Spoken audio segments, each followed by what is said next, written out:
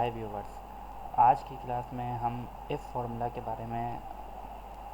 के बारे में समझेंगे कि इफ़ फार्मूला को किस तरीके से और कहाँ कहाँ यूज़ किया जाता है और किस तरीके से इसमें मल्टीपल फार्मूलाज के इस्तेमाल से इसको डायनेमिक भी बनाया जाता है। मैंने कुछ एग्जांपल्स बनाई हैं, मेरे पास 4 एग्जांपल्स हैं, जिसमें फ़र्स्ट एग्जांपल ये है कि हमारे पास सेल की कुछ वैल्यू है और टारगेट कुछ वैल्यू है। सवाल यूँ है कि अगर सेल की वैल्यू टारगेट वैल्यू से ज़्यादा हो जाए तो जितनी वैल्यू ज़्यादा हुई है उसका 5% का कमीशन क्या बनता है वो शो कर दे।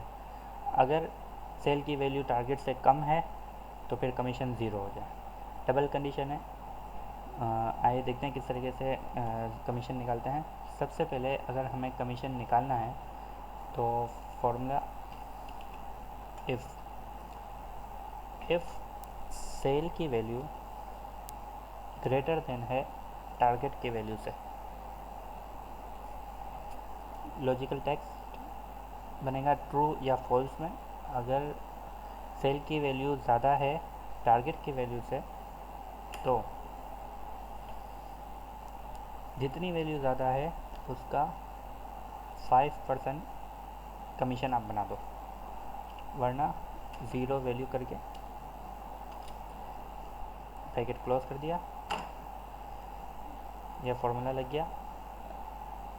सेल वैल्यू की है 1,20,000 और टारगेट है 1,10,000, यानी 10,000 रुपये हमने टारगेट से ज़्यादा अचीव किए हैं, तो इसका 5% हमें कमीशन मिला। 5 कमीशन के हिसाब से जो कमीशन वैल्यू बनती है वो 500 बनती है। अगर मैं इसको 1,09,000 रुपये कर दूँ तो हमारे पास -1000, मतलब हमने टारगेट से 1000 रुपये कम वैल्यू की है, तो इसका फार्मूला जो है फार्मूले के हिसाब से इसकी वैल्यू ज़ीरो बन गई। अगर सेल की वैल्यू 2 लाख कर दी जाए तो 90,000 रुपये ज़्यादा सेल की है हमने टारगेट से, और इस हिसाब से हमारा जो 5% का कमीशन बनता है वो बनता है 4,500 रुपये। इसी तरीके से हमारे पास एग्जाम्पल 2 है। एग्जाम्पल 2 में सवाल ये है कि अगर एसेट्स की टोटल वैल्यू और लायबिलिटीज़ की टोटल वैल्यू इक्वल हो जाए तो हमारे पास आ जाए ओके, वरना नॉट ओके। इसको हम किस तरीके से करेंगे? इफ़ एसेट की वैल्यू इक्वल टू है लायबिलिटीज़ से, तो हमेशा जब हम टेक्स्ट या स्ट्रिंग लिखते हैं तो वो डबल कोटेशन में लिखेंगे okay. If value if true okay, else या value if false not okay. If अगर C8 इक्वल टू है C15 के, यानी एसेट की टोटल वैल्यू बराबर है लायबिलिटी से, तो ओके वरना not okay. Balance not okay और बैलेंस ओके। ये फार्मूला लग गया। हमारे पास रिज़ल्ट में आंसर आ रहा है ओके, क्योंकि दोनों की वैल्यू इक्वल है। अगर मैं वैल्यू चेंज कर दूं तो इन दोनों की वैल्यू इक्वल नहीं है, और इसी तरह हमारे पास इसका आंसर आ रहा है नॉट ओके। ये चलते हैं एग्जाम्पल 3 पे।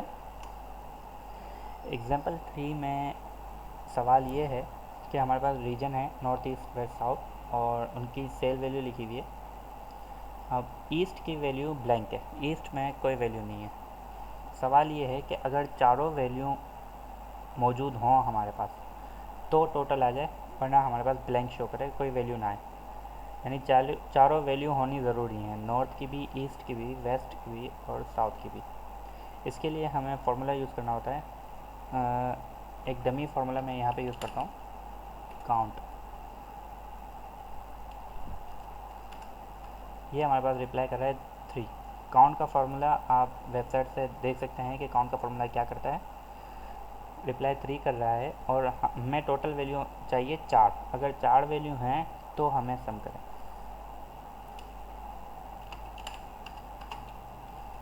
इफ काउंट, ये हमें रिप्लाई कर रहा है ये फार्मूला 3, लेकिन कंडीशन के हिसाब से अगर ये 4 के बराबर हो जाए तो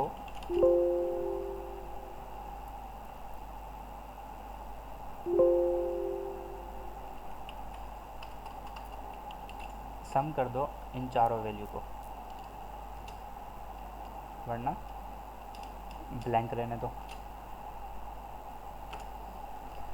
कोई रिप्लाई नहीं आया क्योंकि हमारे पास वैल्यू 3 ऐड हुई हुई है। अगर इसमें मैं वैल्यू कुछ ऐड कर देता हूँ तो ये वैल्यू 4 हो गई। फॉर्मूले के हिसाब से अगर ये वैल्यू इक्वल टू 4 हो जाए तो इन चारों वैल्यू को सम कर दें, वरना फिर इसको ब्लैंक छोड़ दें। और इसमें से कोई भी वैल्यू अगर मैं डिलीट कर देता हूँ तो यहाँ पे जो है ब्लैंक हो जाता है। इसमें मैं दोबारा वैल्यू ऐड कर दूँ तो ये उसका इन चारों का सम लेके आ जाएगा। आइए चलते हैं एग्जाम्पल 4 पे। एग्जाम्पल 4 में कंडीशन ये है कि हमारे पास सीरियल नंबर है, कुछ एम्प्लॉयज़ के नेम है। अब हमें ये मालूम करना है कि एम्प्लॉयज़ के नेम यूनिक हैं लिस्ट में या फिर डुप्लीकेट हैं। यानी फ़र्स्ट नेम अहमद, ये दोबारा इसमें कहीं रिपीट हुआ भी है या लिस्ट में रिपीट हुआ है या नहीं हुआ। आइए इसका फॉर्मूला लगाते हैं। इफ़ के साथ इसमें फॉर्मूला लगेगा काउंट इफ़ का। काउंट इफ़ का फॉर्मूला, काउंट इफ़ के फॉर्मूले में फर्स्ट रिक्वायर्ड है रेंज। ये रेंज क्राइटेरिया, इसका आंसर अगर काउंट इफ़ फॉर्मूला लगाएंगे तो काउंट इफ़ या तो 1 रिप्लाई करेगा या 2 रिप्लाई करेगा या 3 रिप्लाई करेगा। लेस देन इक्वल टू 1, अगर अहमद इस लिस्ट में एक ही बार है या एक के बराबर है या एक के ही बराबर होगा, या तो एक से कम तो हो नहीं सकता, लेकिन लेस देन इक्वल टू 1 तो यूनिक लेके आ जाए। अगर एक के बराबर नहीं है यानी एक से ज़्यादा है, 2 है, 3 है, 4 है, जितनी भी बार हैं, तब हमें डुप्लीकेट शो कर दो। ये यूनिक आ गया। अब जो नेम रिपीट हुए हैं यानी कामरान एक बार यहाँ है, दूसरी बार यहाँ है, तो हमें इसने डुप्लीकेट शो कर दिया। काउंट इफ़ के फॉर्मूले ने क्या क्या था,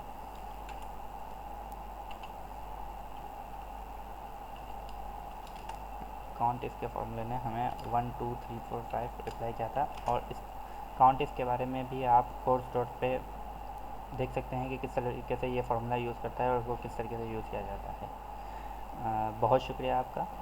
मिलते हैं अगली वीडियो में। अल्लाह हाफ़िज़।